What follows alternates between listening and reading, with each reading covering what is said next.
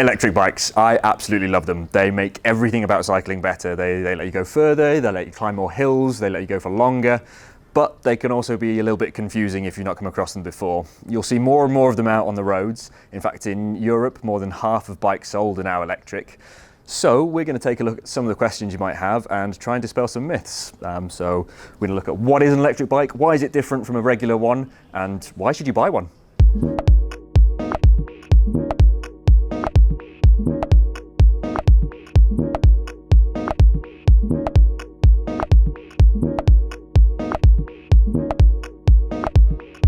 Well, let's start at the beginning. What is the difference between an electric bike and a regular analogue bike?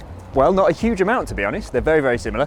You're still going to have everything you'd have on a normal bike. You've still got your regular external gearing, but you've got a couple of extra bonuses. So you have the pedal assist motor, you've got the battery to power the motor, and the head unit, which is going to control the output.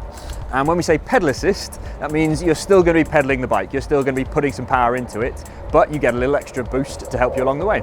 So when we talk about motors, there's generally two different types of motor. You have a mid-drive motor, like we've got on here, which is in the middle of the frame between the pedals, and you have a hub drive motor, which is going to sit either in the middle of the rear wheel or in the middle of the front wheel. Not a huge amount of difference between the two. With a hub-mounted motor, they tend to start at a slightly lower price point, and they're great for commuter bikes, urban riding, where you're just riding on the road and you don't have huge numbers of hills.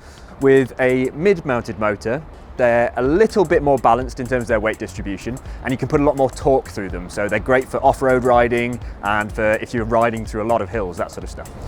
There's then also the sensor, which will detect how much power to put in through the motor. There's generally two types of sensor. You've got torque and cadence. Torque being how much power you're putting into the pedals, and cadence being how fast you're pedaling.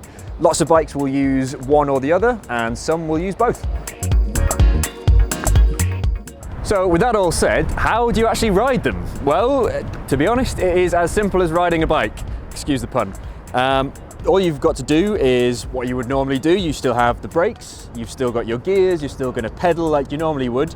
The only difference is you've also got this control unit up on the top here. So you have an on button.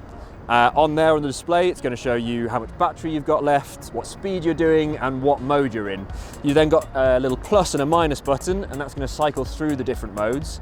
So you've got Eco at the bottom, which is going to give you the least amount of power resistance, but is going to last the longest. And then all the way through up to turbo mode, which is going to give you the most power, be really great for riding up hills, but isn't going to last as long. So you're not going to want to have that on all the time. And then once you've selected your mode, all you have to do is pedal away.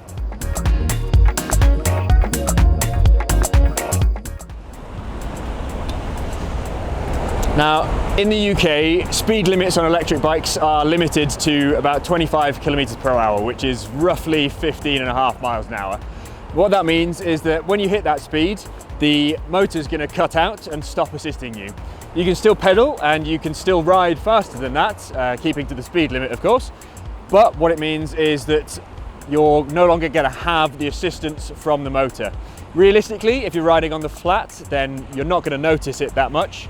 And riding uphill, if you're fit enough to ride more than 15 miles an hour up any really steep hills, then good on you. And very quickly, you'll drop back down below that speed and the motor's going to kick back in again. If you also take into account the fact that in most UK cities, the average speed is only about 10 miles an hour for traffic, then it's really not a problem at all. In the UK, the power output is also limited, and that's limited to 250 watts. You'll hear a lot of confusing terminology around watts and volts and amps. The main one to take into account is watts, and to give you some sort of an idea of what that equates to, on an average pro race, the average output of a pro rider is going to be about 500 watts across the entire race. So 250 watts for you, what it really means is you have the equivalent of a friend on board who only weighs a couple of extra kilos and is helping you pedal up the hills. The other figure to take into consideration is watt hours, and that's generally going to be referring to the battery, and what that tells you is the range you're going to have. So you will have batteries that are 300, 400, 500. Generally, they're going to have a range of between 60 and 100 miles, which for most of us, that is a week's commuting. So you're only going to have to charge the battery once a week. And to charge it, all you need to do is plug it into the mains just like you would a phone.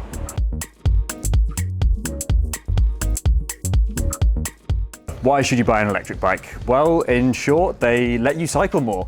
They let you cycle further, they let you cycle longer, they let you ride down a hill knowing you can get back up the other side, they let you start commuting without having to worry about sweating so much you stink the office out the other side.